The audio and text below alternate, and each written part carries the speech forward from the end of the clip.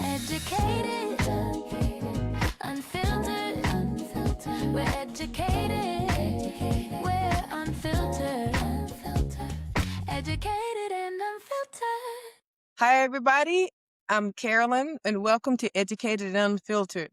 Today, we're going to talk about career and technical education, and I have a wonderful, wonderful guest in line for us tonight. Her name is Renee LaFreniere, and she is a strategic leader with over 3 decades of experience in workforce development and career and technology education. She is a dear friend of mine. She understands the rules of engagement. She wants to empower our teachers and our students to get ready for what's coming down the pike. And what's coming down the pike is an AI-driven world.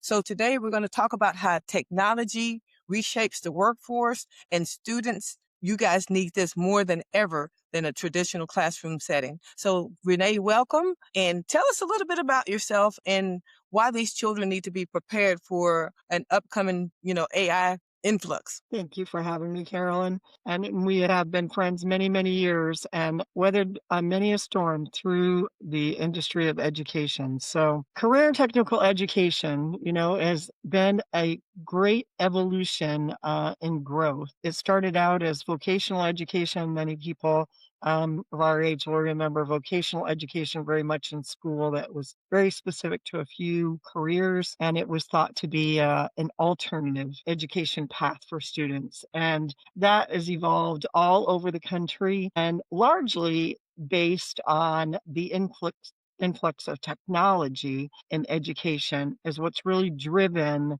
this change in the way that we teach students and prepare them for the world of work. So I came into the early throes of that development and really became a passionate and enthusiastic believer.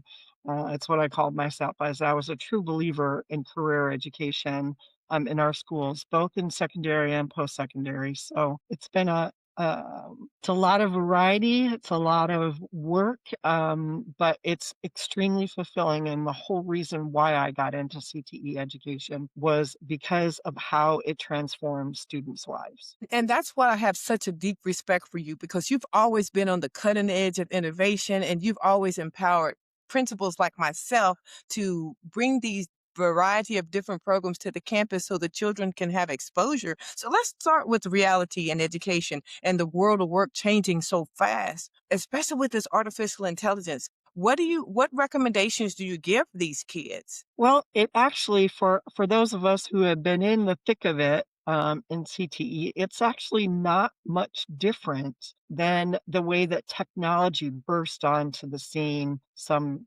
20, 30 years ago. It's just another form of technology. It's not certainly it's new, but what I mean is it's not new to integrating it into curriculum, industry specific, certification specific training that students and individuals are learning out there. It's just a different kind of technology. I think one thing that has been important all along is that it's not in addition to, say, for instance, construction training or healthcare training that they're receiving. It's that technology needs to be infused because it's infused in our work.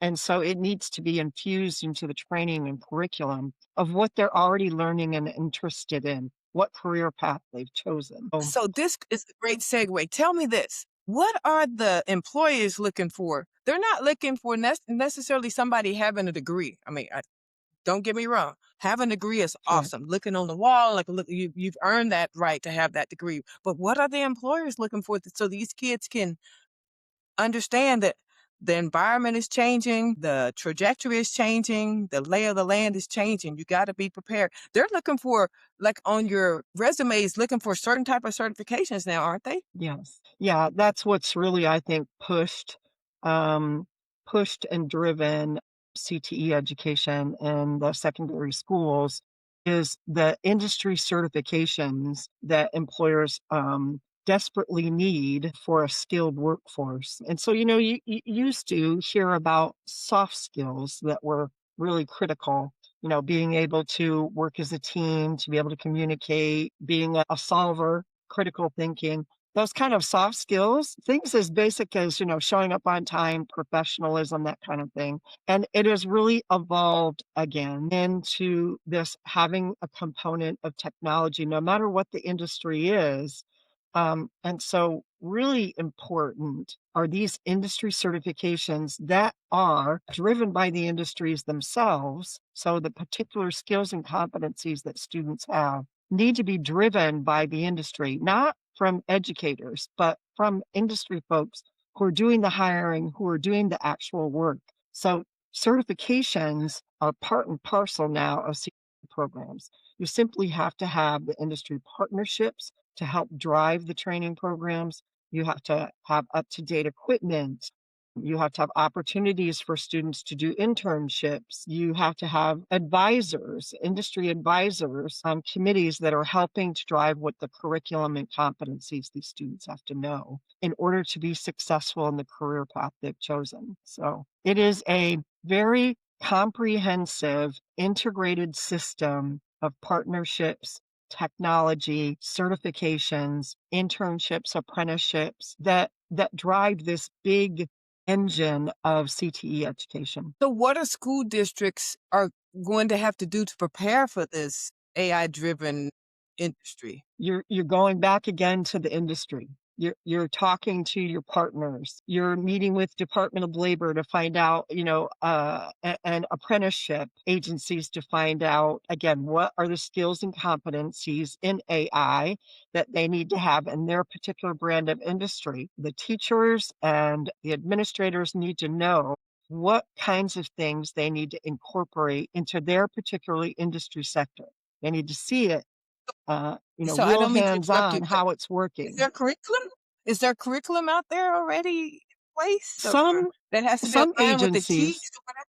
some training providers have developed some curriculum by developing these committees to sit down and work out what those particular skills are, what they look like, what kind of equipment and technology support that, application systems. And so there are some beginning curriculum and different academy and training providers that are already doing AI. So it's then making the connection with the curriculum drivers at the state, such as in Texas, it's Texas Education Agency, and seeing what CTE curriculum is being added within those different career fields, the different career pathways. So are we seeing more and more kids graduate with some sort of CTE curriculum, CTE certification based on Absolutely. Yeah, graduate? states are way ahead, I think, of what folks out in the regular, parents, communities, students are aware of. Like school districts have really gotten ahead of this. There's a national organization that is a great driver of building high quality programs, and that's Advanced CTE. That's a national organization. So there's professional development, there's conferences, there's resources available that are being then pushed out to the state agencies that are incorporating it. Here in my state, the CTE department is part of OSPI, which is the equivalent of TEA in Texas. And so there has been a lot of push working with the school districts to implement targeted career counseling for students. It becomes part of their graduation plan. And so they are learning about it earlier and earlier as we try to push career awareness down to the middle schools so that kids are getting an idea. We don't expect them to know what they want to do for the rest of their lives, even by the time they graduate high school. But what we do want to do is expose them to those different career paths, give them opportunities to visit businesses and get a feel for what they're actually doing out there in the world of work. And then that's how we tie in internships and apprenticeships into the high school programs. So, our districts, secondary and post-secondary, have been, um, really involved in this evolution of CTE over the last many years. That's why there's a lot of now dual credit that's available for CTE classes and courses. There's a lot of dual credit articulation agreements between the high schools and the colleges for entry level career pathways. But it's aligning and integrating all of that That's the real challenge is for smaller schools that don't have the resources to pursue that kind of thing, grants that are available to help fund the kind of work that needs to go on to build those aligned pathways, as well as, the work that needs to go on with meeting with industry and developing articulations with colleges. It's a lot of complex work, but there are many resources and there are people out there that are doing it very well. And it's just a really exciting part to be part of it. So you said a keyword grant. So who's writing these grants to ensure that our children have exposure to all these various trainings in order to earn these certifications? Because we've gotten so far removed from our counselors doing like assemblies for these juniors and seniors and empower them and encouraging them to stay in school and say, God, the world is changing daily in front of us, and AI and technology is changing daily. You're going to have to keep up or you're going to get left behind. So, what are we doing to empower these kids to grasp onto, ever changing technology? Well, as I mentioned, from small school districts to large districts, there are lots of different ways to implement and to manage these programs, and including, pulling in resources that can help find more money. So uh, I would say there's a lot of very experienced, knowledgeable CTE directors, CTE coordinators, workforce development coordinators, whatever you want to call them. It's the same line of effort and work. But a lot of times grants will help pay for the administrative costs to have a grant writer to bring on more grants, or there may be some workforce development, worker retraining. There's WIOA dollars to help fund these kind of things. And so you really do need a person to kind of orchestrate all of that. And there's very experienced and knowledgeable, very smart people out there doing the work. Yeah. Uh, Grant writers, it's a whole unique. You sent me something It's the a other day about this big grant, like $98 million, staying on top of getting some of those monies to ensure that our children are given the trainings that they need within our community. And I'm going to talk specifically San Antonio because we have one of the lowest literacy rates in the state of Texas out of big cities in the state of mhm, Texas. So it concerns me. So these industries aren't going to come to San Antonio. They're not going to we're not going to be able to court them because they're looking at our literacy rate and say, we don't want to come there. mhm, People mhm. can't read. So what's your thoughts on that? Well, that's a whole lot in one sentence. So I'll try to Well, break it. I'll try to break well, it down. So that's why it's been really a state of angst for many of us in workforce development, because, as you know, education has been moved federally. It's been moved from the Department of Education to the Department of Labor. And while that was really a lot of angst and anxiety at first, because we just simply didn't know what was going to happen with funding, and there's a very large portion of workforce development dollars lie from the federal government through research sources such as the Carl Perkins Grant, which is a federal grant that goes out nationally across all states. And so there was a lot of worry about that simply because we just didn't know. So now they've moved a little bit further along, and that they recently, I believe just last week, announced that the funding has in fact moved from the Department of Education and will be administered under the Department of Labor. So they're just announcing that those funds are now going to be available through the Department of Labor.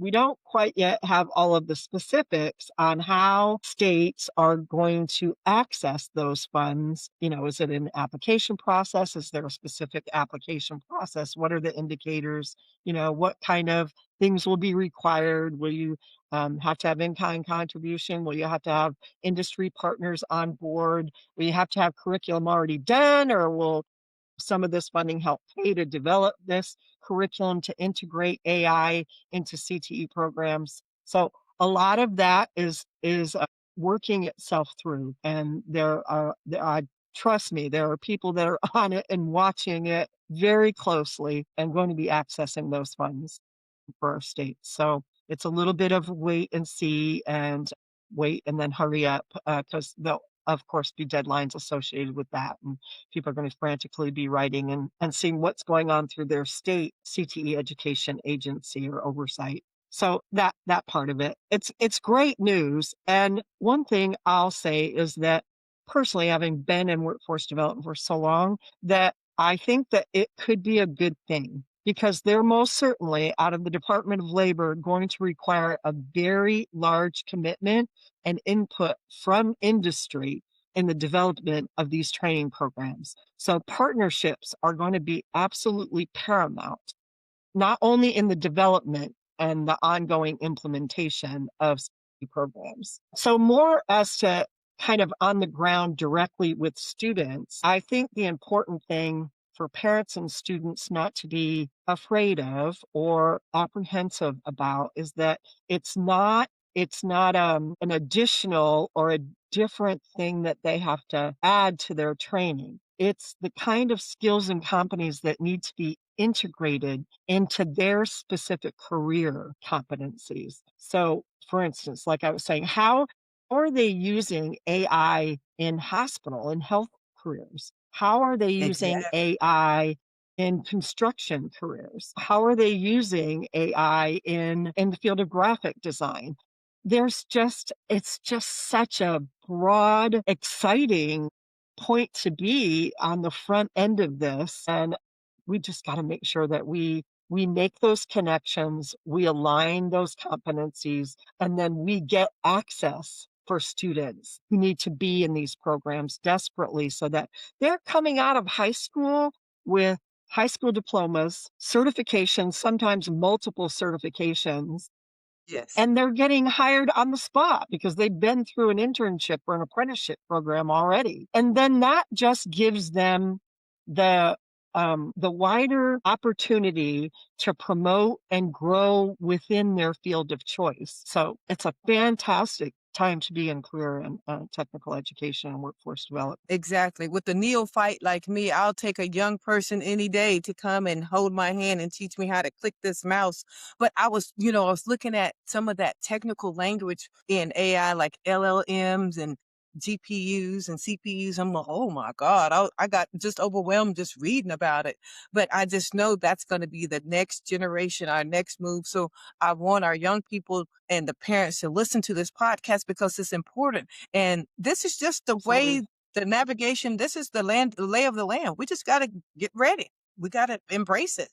Back to a fundamental foundational thing about CTE is that a lot of school districts figured it out that improving success for students in their schools meant expanding their CTE programs and curriculum and access. Because when you have a student who's really excited to learn a career or learn even curriculum in which is going to apply for what they're doing outside of high school when they move on to the next phase of their career is that it improved their academics. So Yes. when you're doing something that you're really passionate about and excited about, and you can see the value of what you're learning towards where you want to go, you become that much more engaged. We saw the math rates go up for students that were in construction programs because of the math that they were applying towards their career field. Same in health careers with the sciences and math. And in government and politics, where, writing is such an essential part of your work. But it was a path to improving success in the schools. So that's a throwback to, probably an argument and a conversation or a podcast I would have done 20 years ago. Exactly. But we've seen that data. So we've gone down that path to show improvement and bring our academics and our administration on board with these programs in schools. So again, I'm just so excited about, I think, what AI is going to do to add value to an already extremely valuable program for our next generation of workers. Well, we're gonna stop and we're gonna close on that because you're such a delight to have, and I just Mm, love your energy and your enthusiasm, and you know how I feel about when it comes to our kids, keeping them motivated, keeping them empowered. wanting them to finish their education and get their degrees and know that there's a bigger world outside of the community in which they live. So again, I want to thank Renee LaFreniere for joining us tonight on Educated and Unfiltered. And I promise I'm going to have you back as one of my co-hosts. So you better get ready and girdy up your Okay. loins because we're getting ready to set this world on fire and get these kids motivated about staying in school. And teachers, you guys listen to this and also girdy up your skills on learning about AI. Thank you, Yes, Renee. I ma'am. love you You're very dearly. welcome. Anytime, my love. Bye. Educated, unfiltered, we're educated.